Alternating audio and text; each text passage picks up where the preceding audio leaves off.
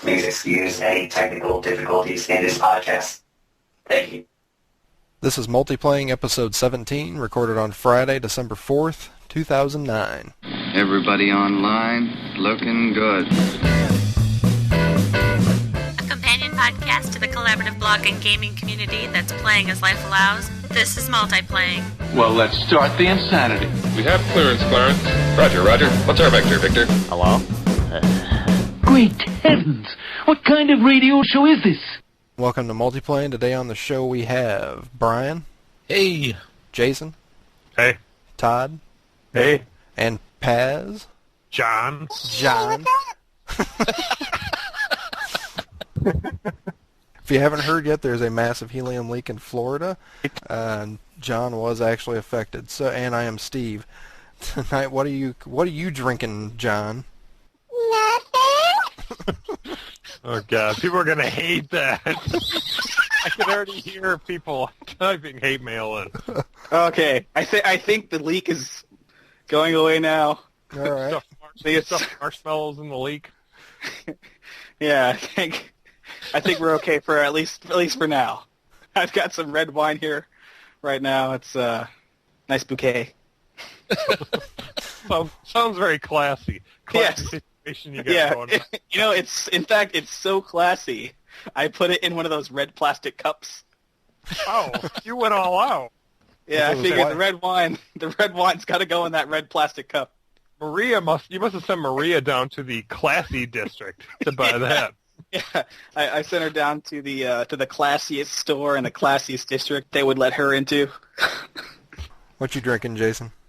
I'm drinking Edmund Fitzgerald Great Lakes Brewing, and I'm also drinking Coors. I'm double fisting it tonight. Oh, shit.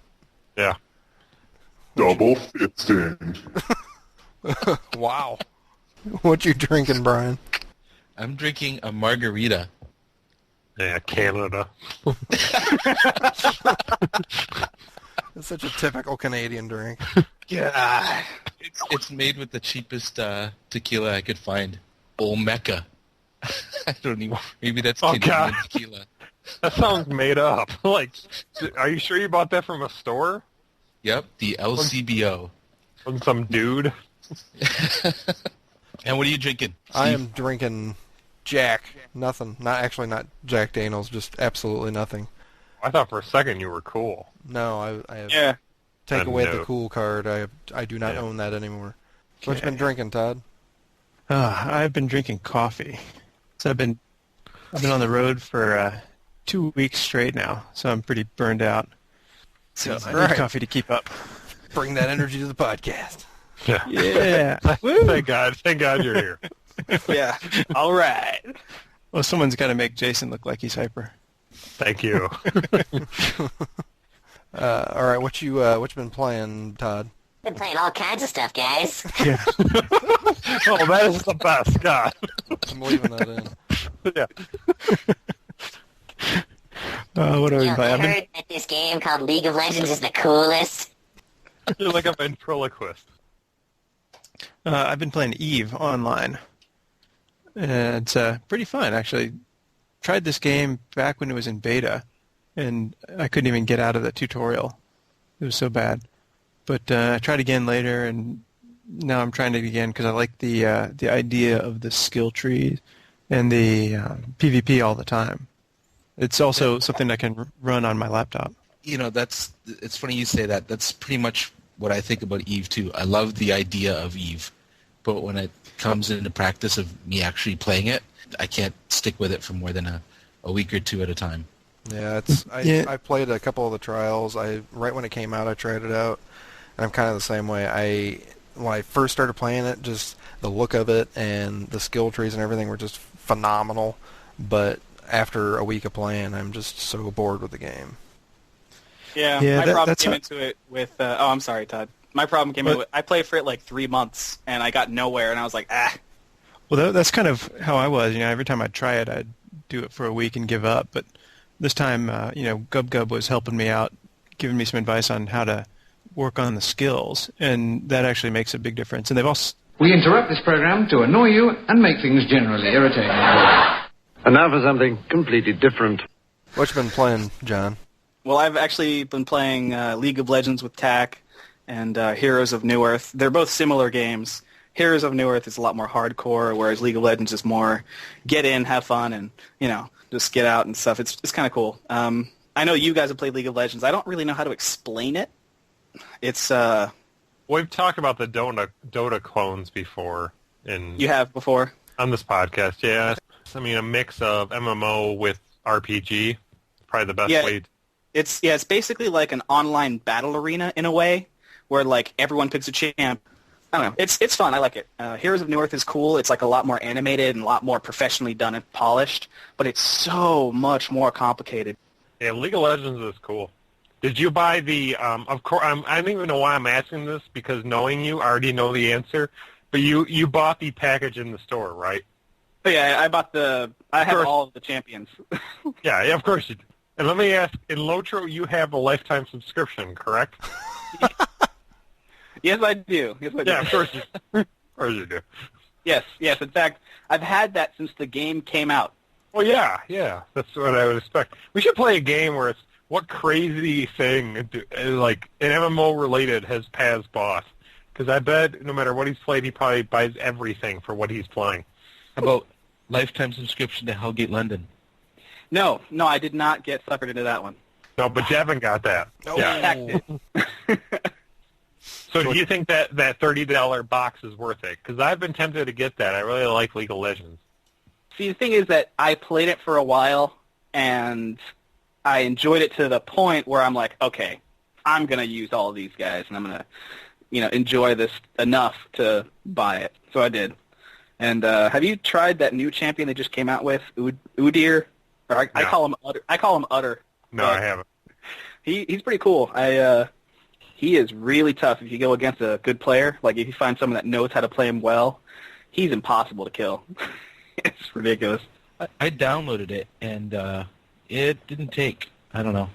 There's just something about it that didn't grab me. It looks like it's like an awesome free-to-play game. Like, I'm always impressed with the quality lately of like these free-to-play games. And then if this were my type of game, it would be like a huge deal. But for some reason, it just doesn't hit me in the sweet spot. So what have you been playing, Brian? I have been playing, Valve, those bastards, through Steam. They had their Black Friday deals on for 5 days. So I finally picked up Knights of the Old Republic. I haven't been playing it yet, but I did pick it up because it was $2.50. And, $2.50? Yeah. That'll suck away your life, my friend, once you start it. Yeah. And I'm sort of saving it for when I've got, like, a good chunk of time and I can just, like, hit it and go through the whole thing. And then I also bought Left 4 Dead, not 2, but the first one, because I hadn't had a chance to pick it up. And holy crap, is that game awesome. Yeah, it's good. Love it. Left 4 Dead 1 or 2? 1. Oh, I hate to talk about a game that's a year old, but yeah. It's a great game. It really is. And it does make me anxious to eventually get to 2. It's amazing. I wish I had picked it up a long time ago, because at this point, I'm not going to be able to get too many people interested in doing the co-op portion with me. So I'll play with you. Cool. Well, I'm always up for a game. Awesome. I don't want to play with you. What are you, my wife? And of course, I've been playing Lord of the Rings Online. The new expansion came out, and I've been enjoying that. I mean, what do you think of the skirmishes and things? The one thing that struck me right off the bat, though, was they have the tutorial for the skirmishes, and maybe we should explain what the skirmishes are. The skirmishes are they call them sort of, I think they said they used the word or the phrase popcorn entertainment. It's a way for a player to get in for 15 minutes, play, well, actually not 15, but maybe 25 to 30 minutes, play a little bit, and feel like they've achieved something and get out. And so what happens is you go see the skirmish captain that's at the various camps throughout the world, and you instantly get thrust into a sort of battle that takes place in some of the key areas of the world. There's one in Bree, there's one Weathertop. Those are the first two I can think of off the top of my head.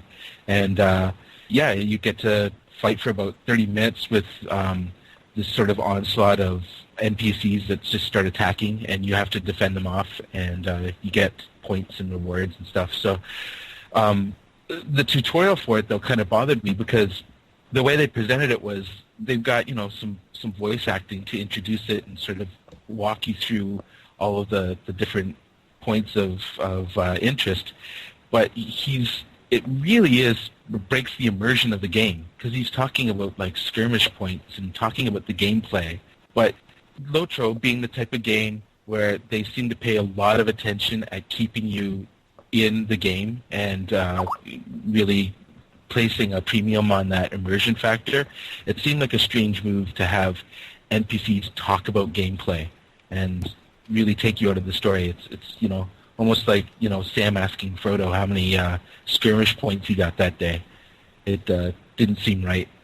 But the actual gameplay is a lot of fun. I've only done a few so far, and I can see how they become addicting. Yeah, I'm really jealous of you guys, though, because I'm only 21 right now, which it's kind of cool because they had redone the Lone Lands, which I actually haven't checked out yet. I haven't played it in a couple days, but I plan on going and checking that out since it's level appropriate for me now. But I'm actually like really jealous because I got to get to 30 before I can really start experiencing the skirmishes, and I really want to check that out. Yeah, it shouldn't take you too long. It shouldn't. You should be able to rock it up there. And if you need help with any quests, let me know. I'll come help you. I've really just been taking it easy with it because I've been trying to keep my crafting up too.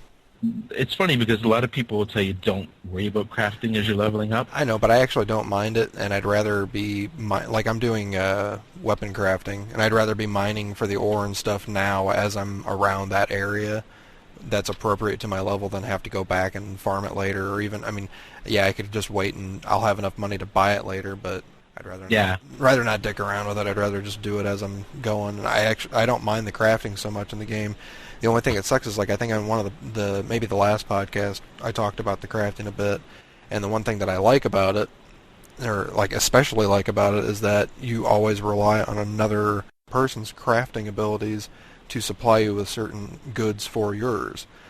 And that's really cool, but what sucks is that the low-level stuff is so jacked up on price because nobody wants to farm the raw materials, that like the wood that I have to buy to make some of my weapons on my woodworking side is so insanely expensive that I usually end up having to farm or sell it and then buy the wood. So it's kind of weird. So as I'm going, I'm starting to get a little bit perturbed with that side of it, so I may hold off on that.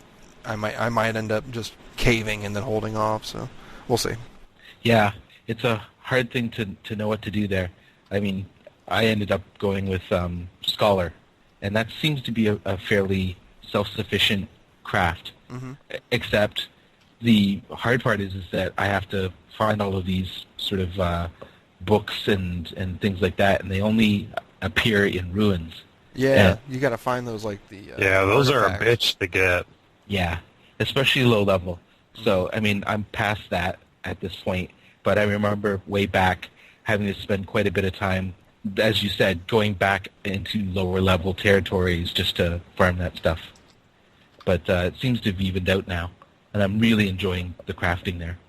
Yeah, I really like the crafting. My crafting is, I don't know what the name of it is, but I'm mostly a tailor, and I've been able to keep it up to my level. I've been pretty much above my level.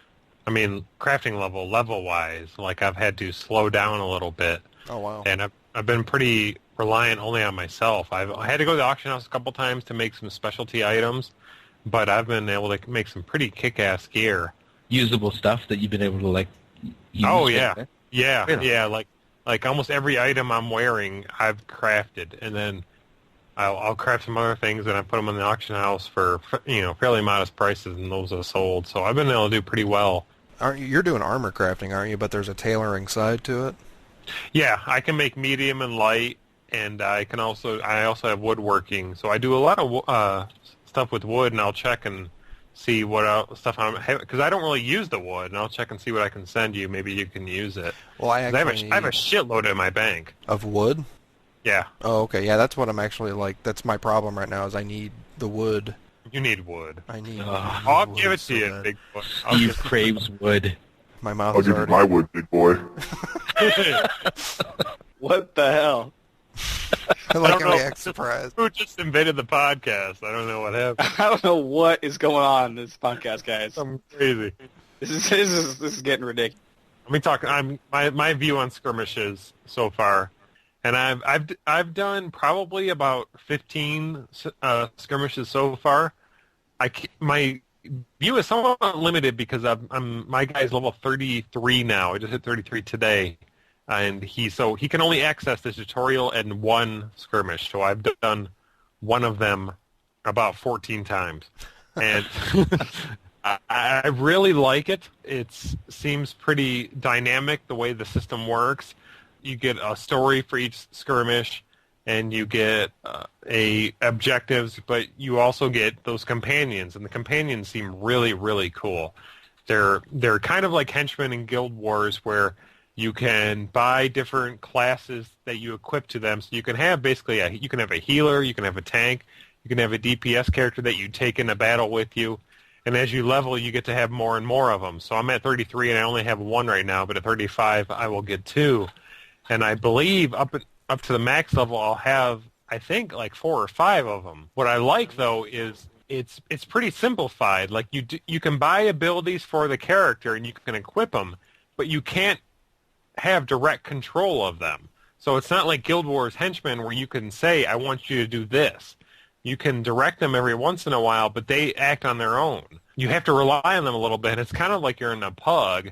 But from what I've seen so far, the AI in them is well done. I haven't figured out how to equip abilities yet. I'm going to have to look into it. You have to see a skirmish captain. Okay. So it's like a bard. You know how you equip your traits for a bard? Gotcha. It's the exact same way. You have to buy them with... It's kind of in-game. It's in skirmish currency. So each skirmish you do, you get skirmish marks, which are the currency for it.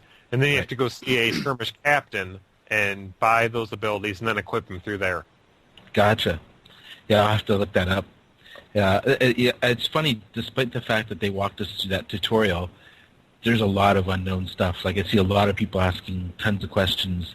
And also there's a lot of reading to begin with. So he's talking, but there's also the sort of caption of what he's saying. And then there's also as soon as you get something new, the tutorial, the little sort of bubbles will come up with something else. So at some points, you've got 3 different things that are vying for your attention to explain what's going on, and you really just want to play.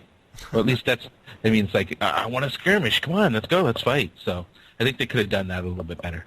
Yeah, but I some of that I think, and I've been reading the boards for skirmishes, I like the excitement of a new expansion. I like in that period in MMO where everything is not known, where you can't just go look up everything. And it's especially cool with an expansion because, like, when the game first comes out, it's cool because it's all unknown territory, but there's also a lot of shit that's fucked up because it's a new game. With expansions, it's all new stuff, but the game's actually stable. Yeah. So I think that stuff is an exciting time of people.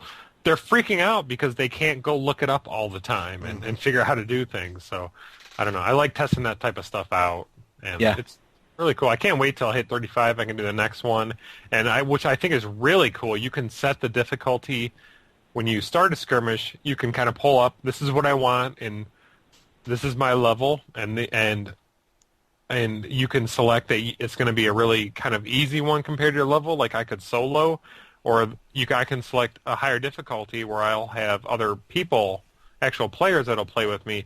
And I think the real fun of this is going to be playing with other players. I haven't done it yet, so once you guys level up a little bit, or I catch up to Grok, and doing some of that. And the big thing is, what if they'll do player versus player stuff, so monster play and this type of stuff. Yeah, that's been the big question I keep seeing popping up with all the skirmish stuff, and with them already kind of having, I should say, the back end figured out with monster play, and there's already that kind of a PvP, but the big question is, will they implement another form of PvP? I think they need to. I don't know about you guys, but the monster play thing never really enticed me. So I've got a chance to do it a whole lot. I jumped onto it the other day, but like it was right after the patch, which was probably the dumbest thing that I could have done because. Yeah, you're an idiot. Yeah, why would anybody be out there doing that, especially since they're 5 levels down? But hopefully people will get caught up pretty quick, and I can check that side out because I was just like, man, I was just getting to the point where I was like, man, I want to check out the monster play to really see what this is, and I did it a couple days too late. So. Yeah, you got to pick your moments. Yeah, that wasn't one of them.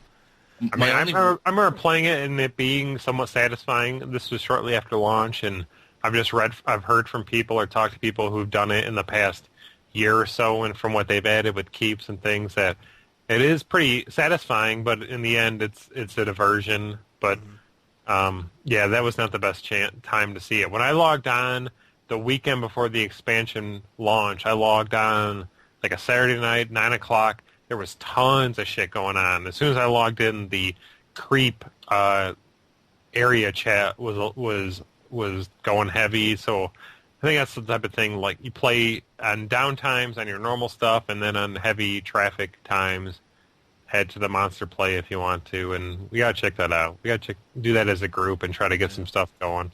That's the one thing I've been missing is just that.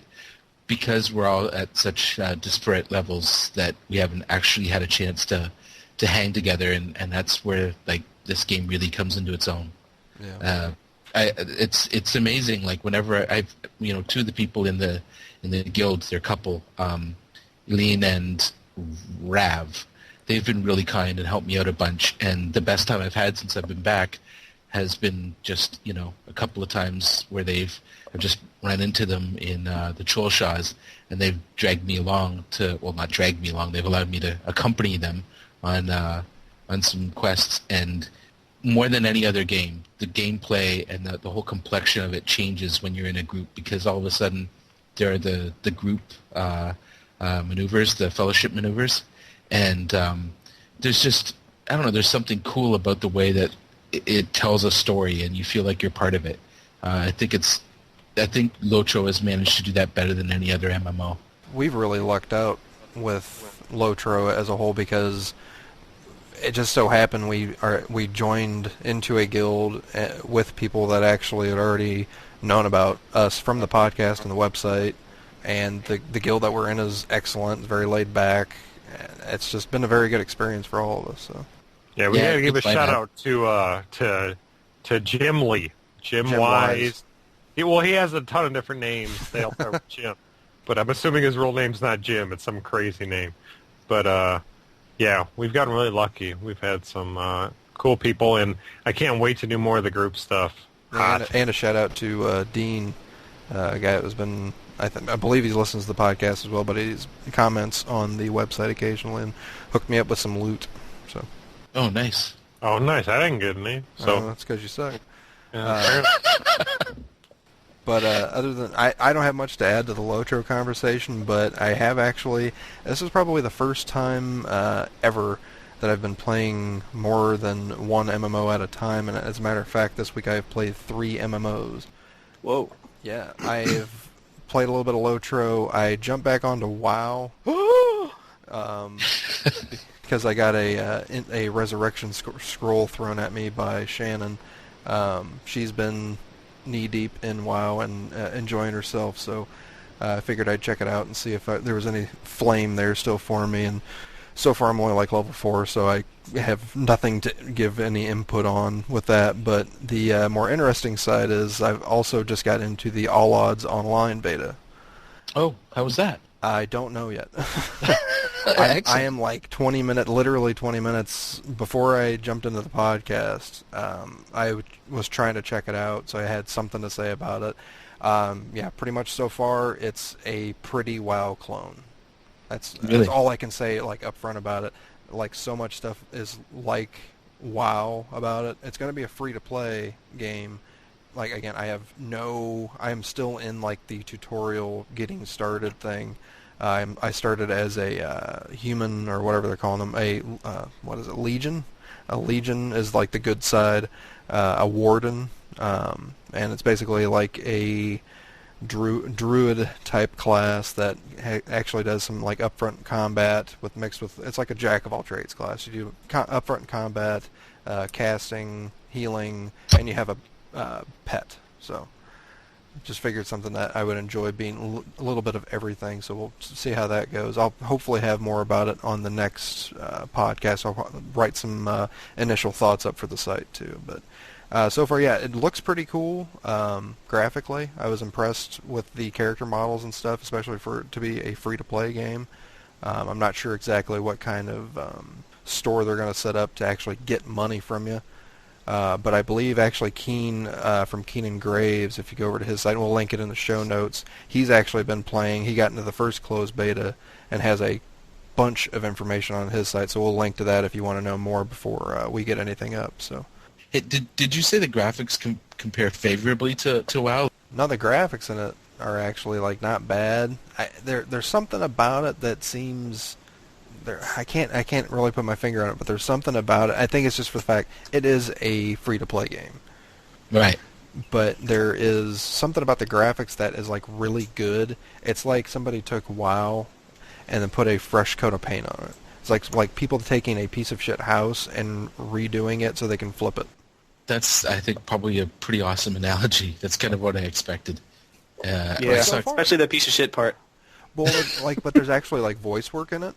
Yeah, which is cool because there was one part where and I shouldn't probably even be talking about this yet, but there was one part where like right in the beginning you get this quest. Your first quest is to go talk to this like high mage or whatever in this lower level, and as you start following this guy down to meet him, you can hear him like talking in this room. You can like slowly hear he gets louder and louder as you're getting closer to him, and you walk in and he's actually standing there giving this speech to a bunch of people. And that's usually the first sort of sign of a poor game, is when the sound is bad. Like, that's the thing that they usually pay the least amount of attention to. And so sound's not too bad so far. I mean, the spell effects and stuff aren't anything better than WoW. Like the sound effects of them, I mean, it's nothing better than WoW. But I mean, the graphics are, like I said, a step up from it. The spell effects, I wouldn't say are really any, like the actual visuals on the spell effects aren't really that much. I think they're flashier than WoW, which kind of maybe makes them seem like they're better, but they're really not. Like when I hit my first like little lightning bolt spell that I had was just like this big blast of light, and it was very flashy and in your face, like look at me.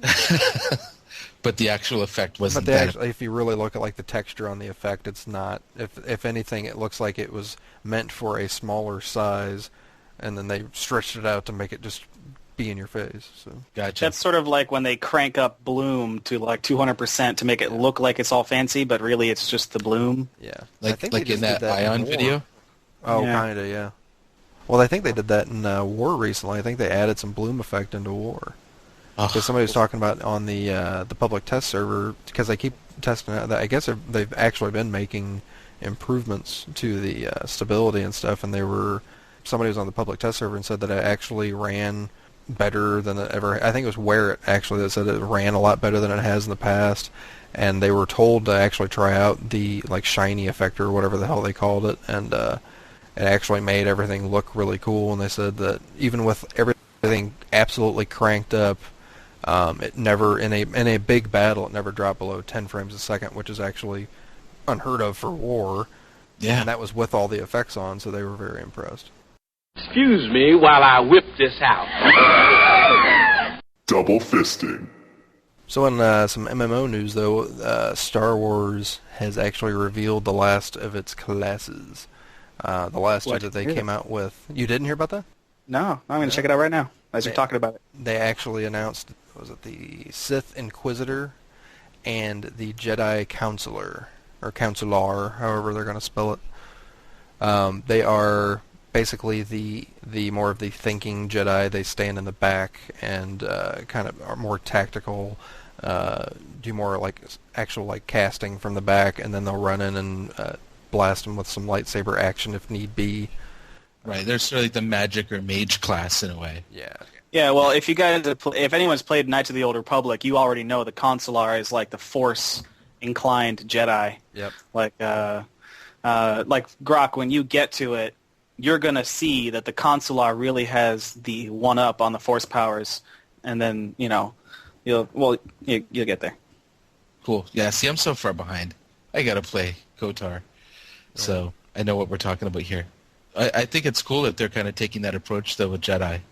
You know, I wondered, like, it seemed too much like Jedi was just going to be, or at least I was of the opinion it was just going to be just one type of class. And to know that they're actually sort of dividing it up and making it a little more interesting and specific is pretty cool. Yeah, I think the neat thing about it is that there was already a worry going into it that you were going to have like these 8 classes, and one of them would be a Jedi, one of them would be a Sith, and that everybody would want to roll the Jedi and the Sith because, I mean, who doesn't want to be a Jedi? I mean, me personally, I don't want to. I actually am going to roll Trooper. I already know the route that I'm going to take because I just have this feeling that it's going to be one of the lesser played classes up front. Right. But yeah, up front for sure. No one's going to play a Trooper at first. No, because I mean, Smuggler, an Agent. I mean, those are just a lot flashier and more interesting looking classes. I was going into it thinking I was going to be Smuggler because I just had this thought that they were going to make the Smuggler something just bizarre that nobody would really want to play. But then after they came out and showed that it was like using cover and all this other stuff, it was like, wow, that actually looks really freaking cool. And I will definitely play one at some point, but I know up front, it's like, man, just something about the Trooper does look cool to me about just having all that armor and the big guns and stuff, so I'm going to try that out. But anyways, what I think is interesting about it is that they already knew kind of up front that everybody's going to want to be playing these Jedi and Sith, so when half of the classes are Jedi and Sith, it's not going to really be like a weird thing. Yeah, it's not going to be just... There's supposed to be a class. lot of them. And it's not going to be one class. There's going to be some differentiation a little bit, more than I would have expected. So. Right. Well, they said something about there was again, we're going to post this in the show notes. There was a magazine article that came out. I believe it was in Europe, but don't quote me on that. But it was from Total PC Gaming, some magazine, that they had an interview with the BioWare guys, and they mentioned something about subclasses. That like once you hit your Trooper or Jedi Knight to level whatever, you would actually choose a different path. Right, so a bit like Ion. Kind of like Ion, or even if you look back at like Dark Age Camelot, did the same thing. You picked like one of the cleric class up front or whatever it was, priest. You picked a priest, and then at level 5 or 10 or whatever it was, you went either cleric or friar, and they were completely different classes. So that makes you start to think, okay, there's 8 classes up front in the Old Republic right now. With the subclasses, is that really making us 16 classes? Right. Well, it's even in not KOTOR 1, I don't think, but KOTOR 2, Knights of the Old Republic 2, they had subclasses as well. It was sort of like D&D where you take an advanced class, a special class, and you add it to your character, Mm-hmm. I think that might be what they mean. Sort of like you were saying, first you're a fighter, and then you're a mercenary, or whatever. In Knights of the Republic, you would be like a Jedi Knight, but then you would pick later on whether you want to be a weapons master, whether you want to be this, whether you want to be that. And then the consulars would be whether you want to be, one of 3 things as well. And then your skills and stats and all that stuff adjust even more specialized towards what you were picking even then. So, yeah, I could totally see that, actually. It's like 8 classes turns to 16 in the high game. Yeah. Although you did bring up a good point in the forums, though, Steve, about the mirror classes in War, mm-hmm. and the balancing issues that were... Yeah, because like in some of the videos with the BioWare people, they've even mentioned that... it was either in video interviews or in the magazine article, I can't remember off the top of my head, but they had mentioned that they have mirror class in this game, like the Jedi Knight and the Sith Warrior, but they're not going to really be exactly the same. They're not going to exactly mirror each other, and that immediately made me think, okay, Warhammer Online, are they going to run into the same issues that, okay, maybe these classes are technically group for group balanced with each other, but like across the board, are people going to start bitching about balance? I mean, that's something they're really going to have to pay attention to. Yeah, well, the thing that I've always said about War, and I remember having some discussions in the forums way back when we were playing, was that to me, those mirror classes, there wasn't enough difference between them to warrant the balance, or the imbalance that came with it. Right. So for me, it was like we got the worst of both worlds, right? We got classes that were sure they were unique in their name and some of the lore, but really you could go power for power, like this is this and this is this. So, match them up between the classes, and so they didn't really feel that dissimilar. But for some reason, the balance was way the hell out of whack. So you looked at like the sorcerer and the bright wizard, and you could see like, okay, there's the AoE power, but the bright wizard's AoE power was way more powerful, and especially early on. So for me, it's like if they go that route, I hope that they pick one sort of thing that they're going to really concentrate on. And if that's going to be different, then I'm cool with the fact that there may be some balance issues. Right. Or if they're going to go for balance, then I'll be cool with the fact that, okay, we've got balance and we had to sacrifice uniqueness. Yeah, and I hate to keep going back to Knights of the Old Republic, but since it's what BioWare has done in the past, when you play Knights of the Old Republic, the MMO is supposed to be Knights of the Old Republic 3, 4, 5, 6, 6, 7, 8, 9, 10, 11, and 12. Yeah, because they have so much content. Well, that's why I keep thinking of it that way. In Knights of the Old Republic, when you were granted your actions chose your alignment, whether you were Jedi or Sith, but as your alignment went off farther, you had the choice of picking good or evil powers. And the good powers, like the light side, was all increase your speed, heal your allies, defend against attacks, that kind of stuff. And then where bolster your allies, whereas the Sith side is always do damage, confuse, hinder your allies. So like the light side was all buffs, the dark side was all debuffs. So I mean, when you're fighting, they kind of cancel each other out if you were to fight each other. But if you don't have the counter, it's going to be crippling.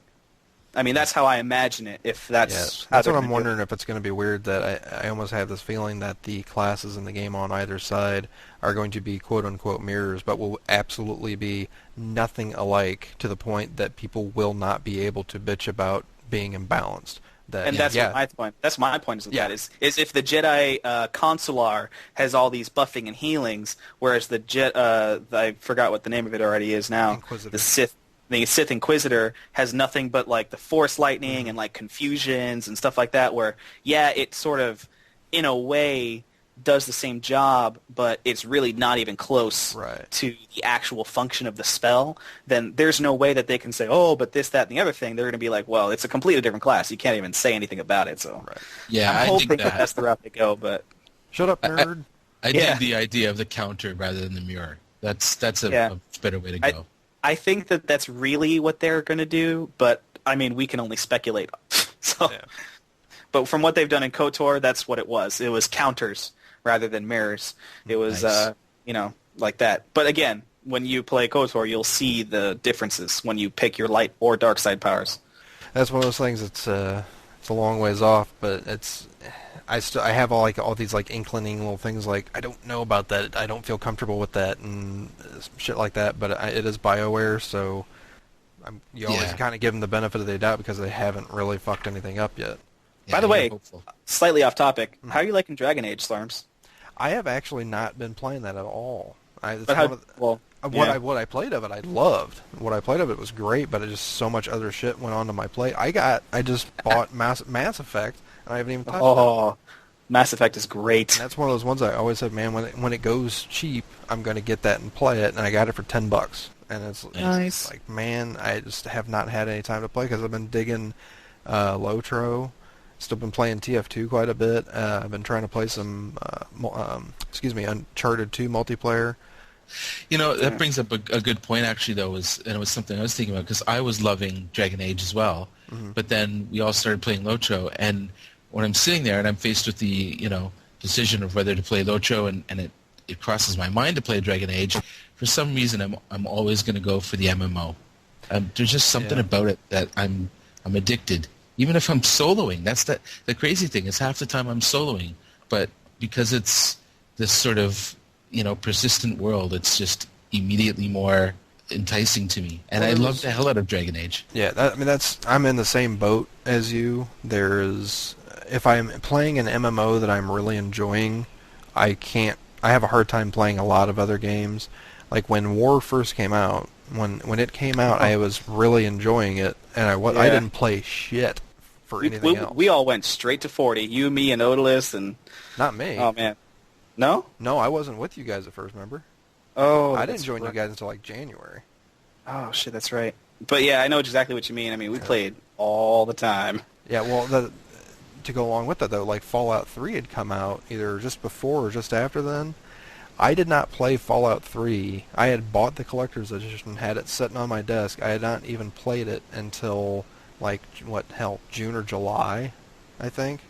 Yeah. When I was basically on my decline from war and not playing it as much, because I knew once I played like Fallout 3, that would be it. I'd just be playing that, and I would just totally forget about war, and I had to wait until I got to that point where I was already kind of getting done with the game anyways, and then that's when it happened. So I'd really like to figure out and pinpoint what it is that nails me, that has me coming back, and why when I've got like several really good games, like I have Mass Effect, haven't finished it. Now I've got Dragon Age, I had Fallout 3, didn't finish it.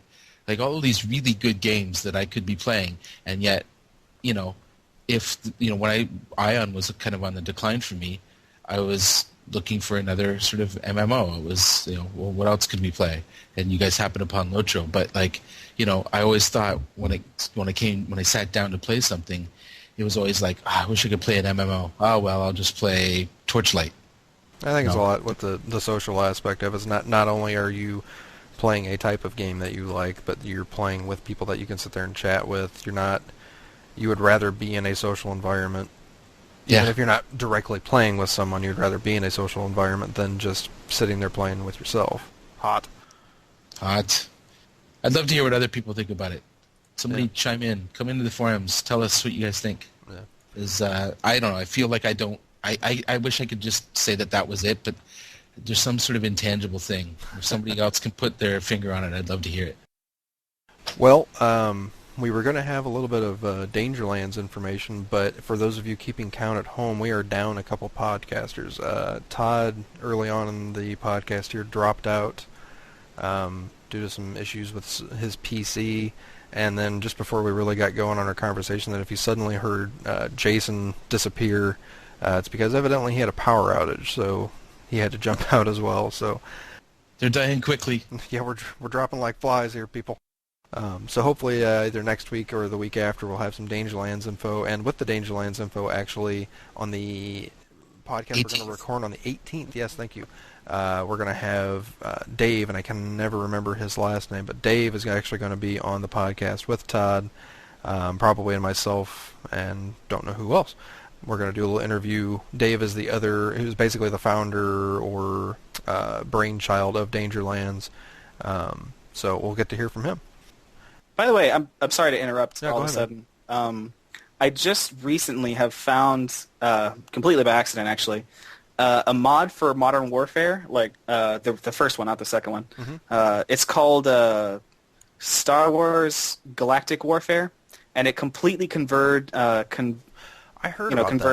Modern Warfare into the Star Wars, where you can play either as troopers or rebels, and you have check it out, dude. Just Google it. It's like Galactic Warfare or something like that, and it completely turns the game into troopers versus rebels, and you got the blasters and everything, all that kind of shit. It's I've seen videos. I haven't played it yet, but from what I understand, it's pretty sweet.